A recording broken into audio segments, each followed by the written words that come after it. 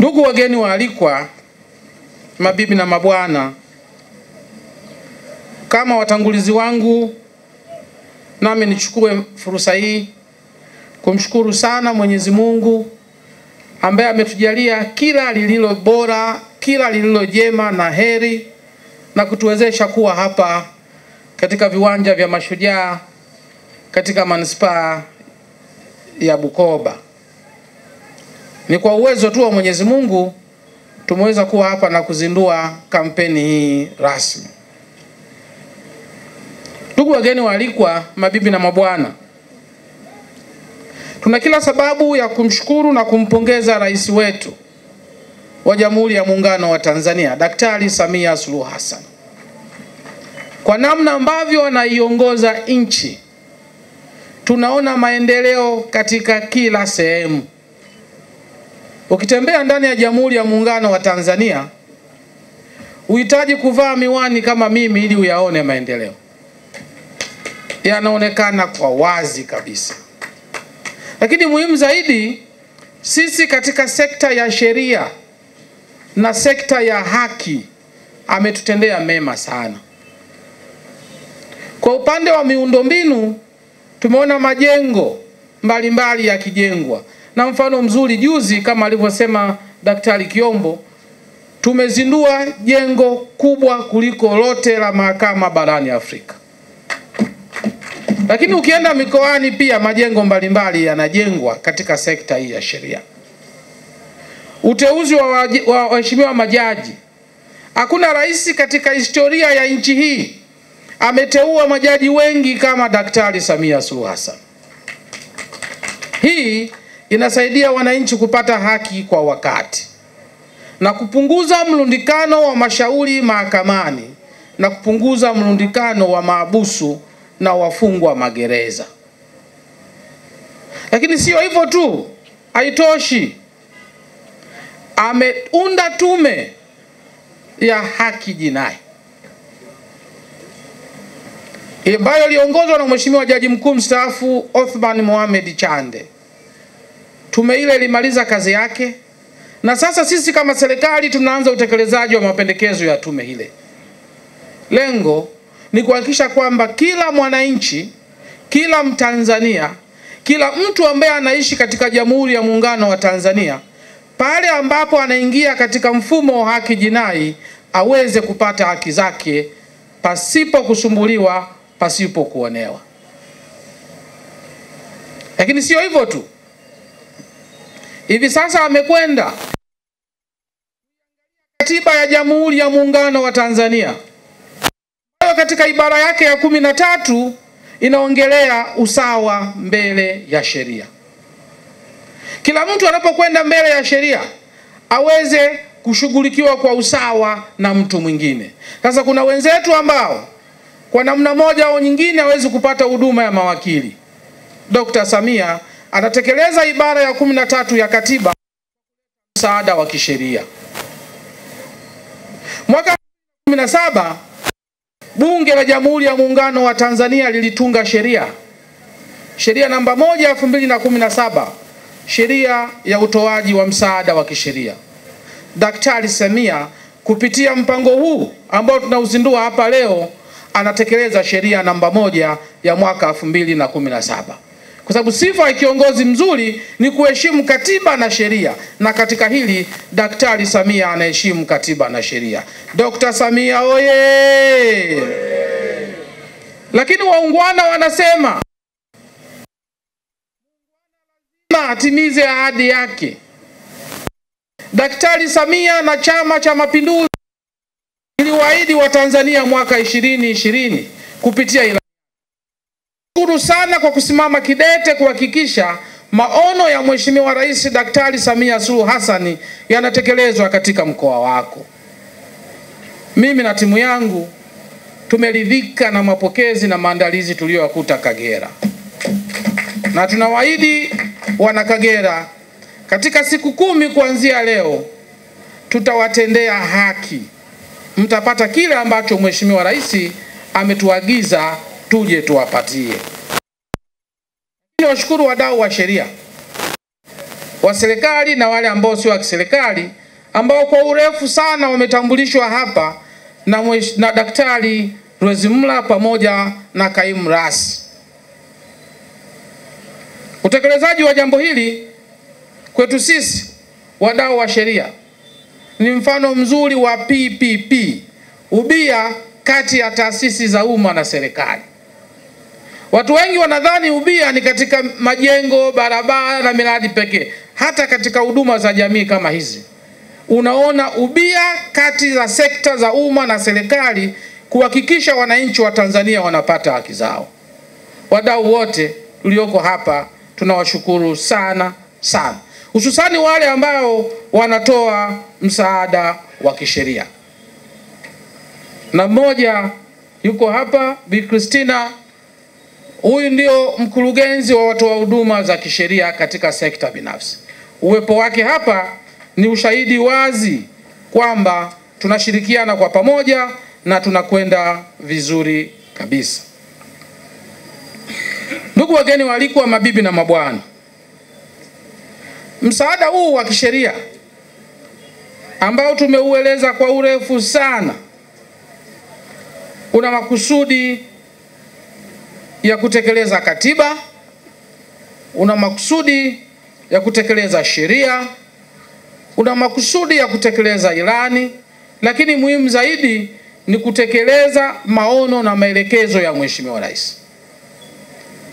Aliniita mimi waziri mwenye dhamana ya katiba na sheria Januari 2023 na akanieleza anatamani kuona kila Mtanzania popote alipo anapata vitu viwili: moja, elimu ya kisheria, lakini na pili, msaada wa kisheria ili kutatua changamoto ambazo zinawakabili.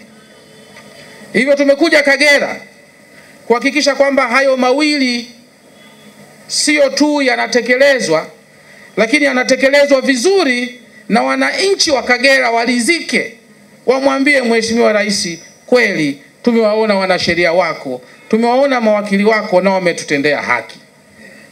Na katika kutenda haki, ndugu zangu, tumejipanga katika siku hizi 10 katika mkoa wa Kagera tutakwenda katika halmashauri zote 8. Hapa leo ni ufunguzi tu. Hatuna sababu ya kuwatoa watu kokote kuwaleta hapa Bukoba mjini. Sasa hivi Mheshimiwa Rais amebadilisha mtazamo.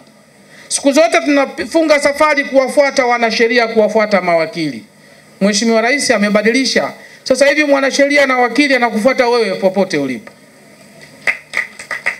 Tunakwenda katika hizo halmashauri 8. Na katika kila halmashauri tutakwenda katika kata 10, na katika kila kata tutagusa vijiji 3. Ili wananchi katika vijiji vingine katika kata hiyo wasogee katika vijiji vya jirani waweze kupata msaada huu. Wataalamu watakuwa kule. Baada ya uzinduzi huu kutakuwa na siku 9 za jasho na damu za kupambana kuhakikisha kila Watanzania wanapata elimu na msaada wa kisheria. Tunakwenda kwenye vijiji, tunakwenda kwenye mitaa kuhakikisha tunafanya hivyo. Na hapa si mara ya kwanza. Kama ilivyosemwa, tumekwenda katika mikoa 24. Kagera ni mkoa wa 25. Mwanzoni tulikusudia kufanya Kagera mkoa wa mwanzo, lakini tukashauriwa kwamba kule Kagera kuna maprofesa wengi, kuna madaktari wengi, kuna wanasheria wa mtaani wengi, na kila mtu ni msomi. Kwa hiyo kule, hebu nendeni mkiwa mmeshapita kwenye mikoa mingi na kupata uzoefu wa kutosha. Sasa tuna uzoefu wa kukabiliana na maprofesa wa Kagera. Tuna uzoefu wa kukabiliana na madaktari wa Kagera. Kwa sababu naambia ukienda kule Kanyigo, nusu ya kijiji ni maprofesa. Sasa sisi tutakwenda Kanyigo, tumejipanga kweli kweli. Uzoefu katika mikoa 24 hii inatupa nguvu ya kwenda na kutoa haki katika mkoa huu.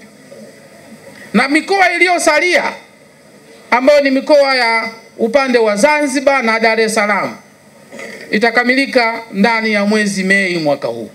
Hayo ndio maelekezo ya Mheshimiwa Rais. Lazima tukamilishe mikoa yote pasipo kuchelewa. Ndugu zangu, kauli mbiu ya mpango huu wa msaada wa kisheria inasema msaada wa kisheria kwa haki, usawa, amani na maendeleo. Maneno haya ni maneno muhimu sana. Sehemu yoyote ambayo hakuna haki, ambayo haki imefinyangwa, haki imekanyagwa, haki imedhulumiwa, maana yake hakuna usawa. Kuna mmoja anasharubu kuliko wengine, ndio anawaonea wenzake, ananyang'anya haki zao. Sasa sisi tumepanga kupitia mpango huu kuleta haki kwa kila Mtanzania, kama ambavyo ibara ya 13 ya Katiba ya Jamhuri ya Muungano wa Tanzania inasema binadamu wote ni sawa mbele ya macho ya kisheria. Inawezekana tukatofautiana, wengine wakawa warefu, wengine wafupi kama mimi, wengine wakawa wembamba, wengine wakawa wanene, wengine wakawa matajiri, wengine wakawa masikini, wengine wakawa wasomi, wengine wakawa hawajasoma, lakini mbele ya macho ya sheria na kwa mjibu wa katiba yetu ya Jamhuri ya Muungano wa Tanzania ya mwaka 1977, binadamu wote ni sawa. Usawa huo ndio tunakusudia kuuleta kupitia kampeni hii. Na tukiupata haki na kuleta usawa, tutajenga amani. Na nchi ikiwa na amani ndipo tutapata maendeleo. Sehemu yoyote yenye vita hakuna amani. Na nyinyi wenyeji wa mkoa wa Kagera mnakumbuka, kwa sababu kuna vita ya Kagera ilipiganwa hapa, kule Mtukula, Kiaka na maeneo mengine. Wakati wa vita kulikuwa hakuna maendeleo kwa sababu kulikuwa hakuna amani. Sasa tunataka tuilete amani ili tuwete maendeleo. Lakini mpango huu ni mpango ambao unaongozwa sio tu na katiba na sheria, lakini pia unaongozwa na falsafa nzima ya utawala wa kisheria. Utawala wa kisheria unamtaka kila mtu aheshimu sheria. Kwa kila jambo ambalo analitenda, alitende kwa mjibu wa sheria. Kama wewe una mamlaka ya kuwahudumia wananchi, toa huduma hizo kwa mjibu wa sheria. Kama wewe una mamlaka ya kutoa haki, toa haki kwa mjibu wa sheria. Sasa mpango huu pia unaongozwa na dhana nzima ya utawala wa kisheria, au kwa huku Bukoba kwa Kihaya tunaita rule of law. Mpango huu unaongozwa pia na falsafa ya Mheshimiwa Rais Daktari Samia Suluhu Hassan ya R4 au 4R. Ndio ambayo inaongoza, ambayo inaongelea maridhiano, ustahimilivu, mageuzi na kujenga upya. Katika kutekeleza, tunatumia sana utatuzi wa migogoro kwa njia mbadala. Njia rasmi utamkuta mheshimiwa jaji yuko kule mahakamani, amevaa joho lake, polisi na askari kama wote mle ndani. Akifika kila mtu anasimama, kesi zinaongelewa. Hiyo ndio njia rasmi.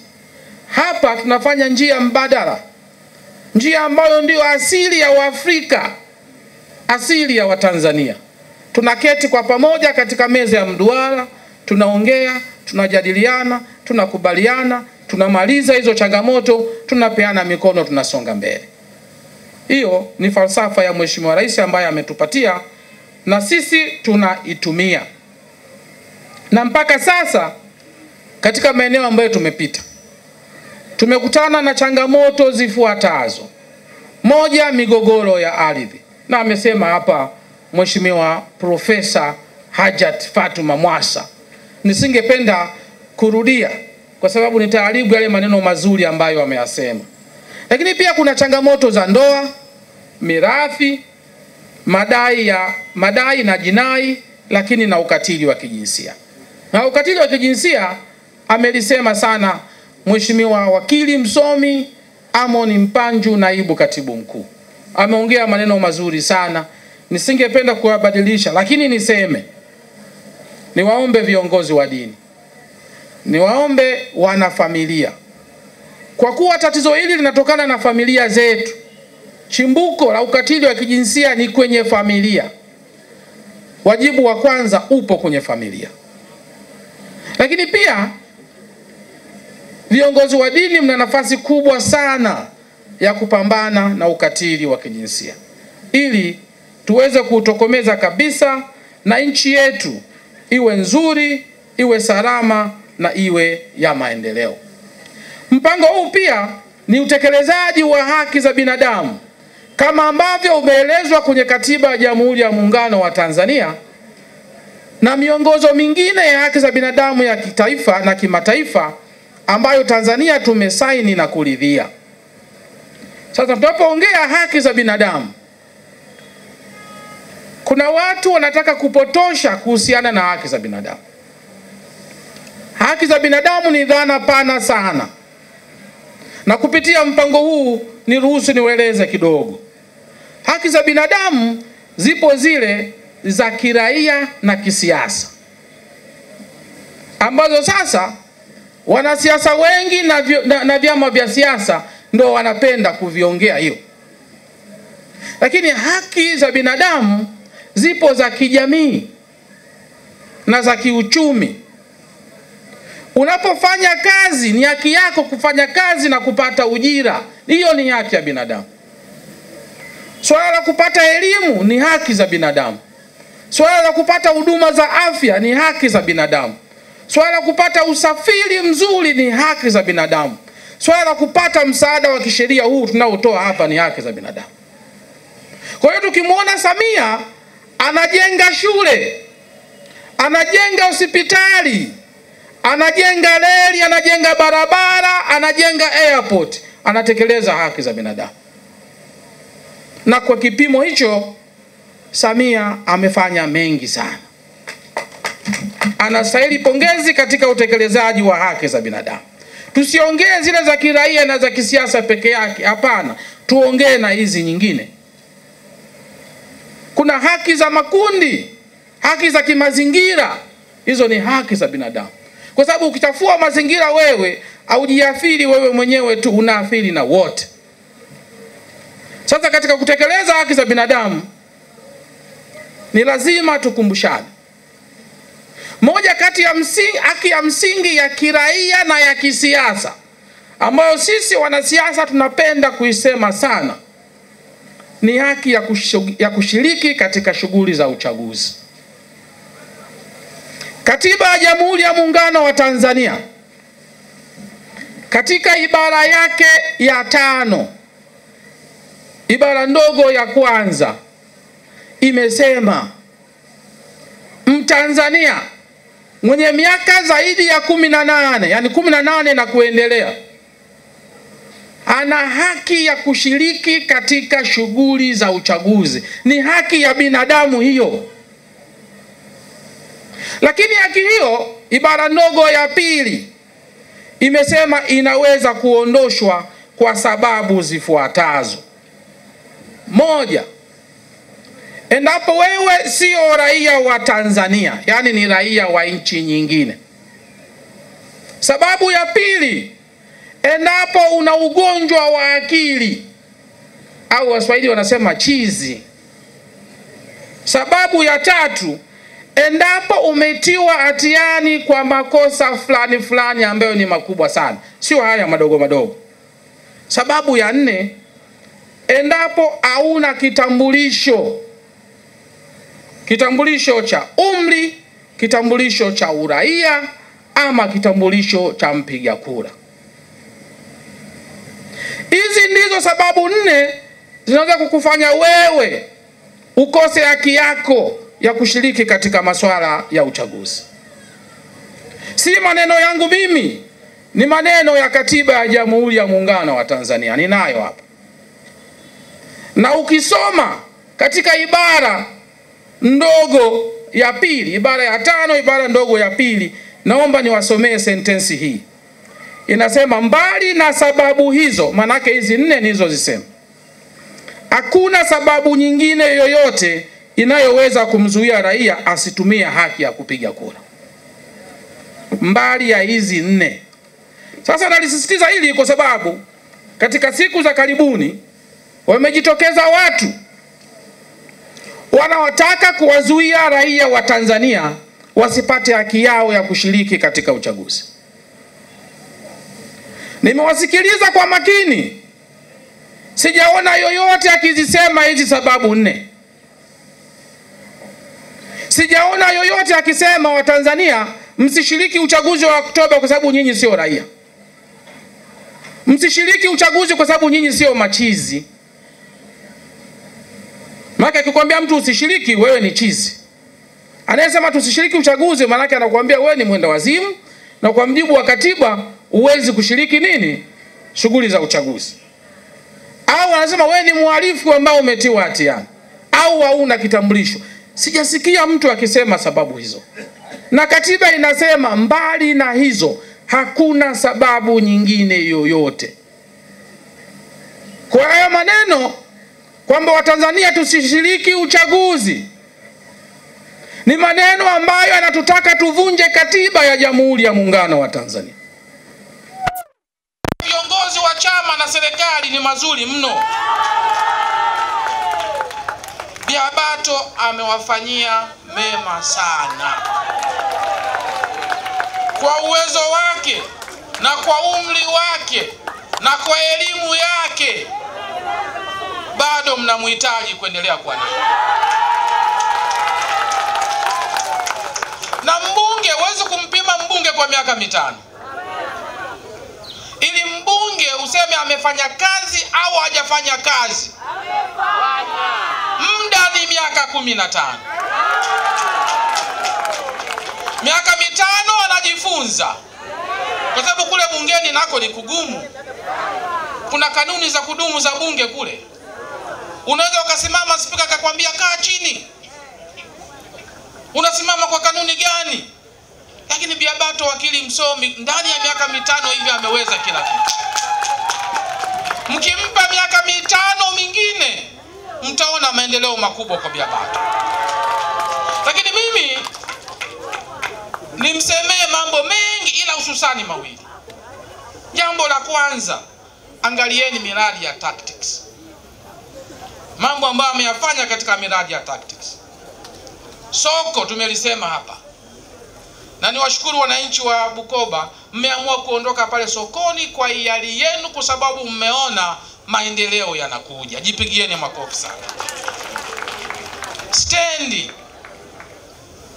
kingo za Kanoni ameleta taa sasa hivi mjini hapa, mji unang'aa.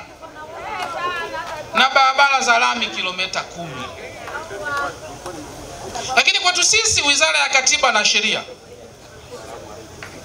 tumeandaa tuzo kwa sababu ya Biabato. Kwa sababu yeye ni mbunge ambaye anatumia ofisi yake kutoa msaada wa kisheria. Yaani kaigeuza ofisi yake kusikiliza changamoto za kisheria za wananchi.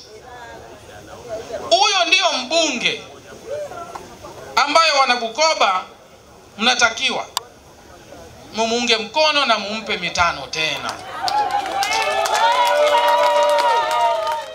Lakini mkoa huu Mheshimiwa RC una bahati sana. Una wabunge 16.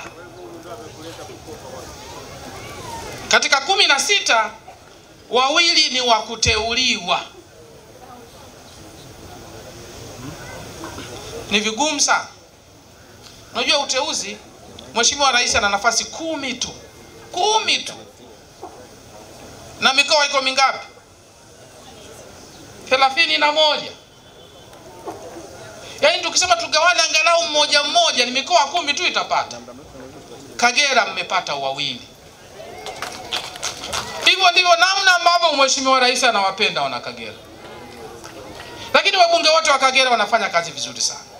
Mwenyekiti wangu, makamu mwenyekiti Mheshimiwa Kiombo ndio anaongoza wizara pale bungeni. Ndio anapitisha bajeti ya wizara. Ndio maana jambo hili limekuja leo kwa heshima yake, sambamba na Daktari Kikoe, naye ni mjumbe wa kamati. Bila yeye bajeti ya wizara haipiti. Wanafanya kazi nzuri sana. Lakini kuna wabunge wengine, Mheshimiwa Charles Mwijage, mwenyekiti wa wabunge wa mkoa wa Kagera, ana jina lake moja maarufu, anaitwa propagandist. Anafanya kazi nzuri sana. Mheshimiwa Chiwelesa, napenda kumuita engineer, anaupiga mwingi sana. Mheshimiwa Ndaisaba kule Ngara anafanya kazi nzuri sana. Mheshimiwa Innocent Bashungwa, na huyu ni shemeji yangu, anafanya kazi nzuri sana. Msitake kuuliza shemeji yangu kwa vipi, tunajuana mimi na yeye. Mheshimiwa Bilakate anafanya kazi vizuri sana kule Kyerwa. Mheshimiwa Biabato nimeshamsema hapa. Wabunge wetu wawili wa kuteuliwa, Daktari Bashiru pamoja na Balozi Mulamula, nao wanaupiga mwingi sana kule bungeni. Mheshimiwa Oliver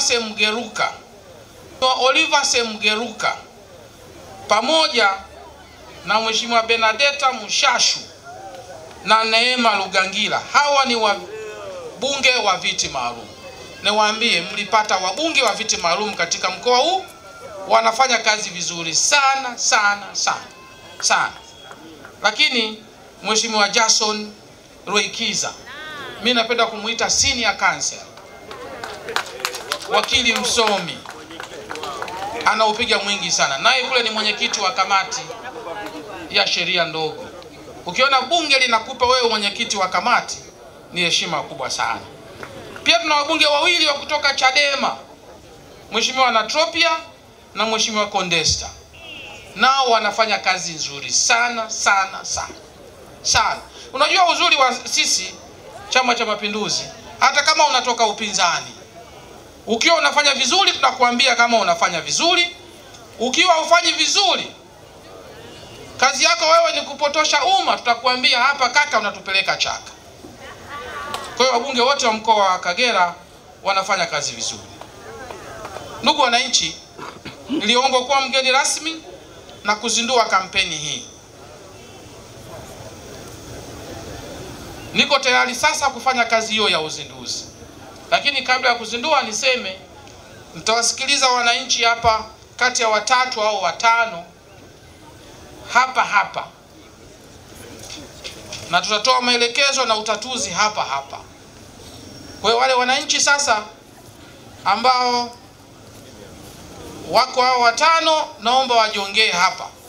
Wakati wananchi hao wanakuja, naomba nitamke sasa kuwa kampeni ya msaada wa kisheria ya Mama Samia katika mkoa wa Kagera imezinduliwa rasmi leo tarehe 14 ya mwezi wa 4 mwaka 2025. Asante. Makofi.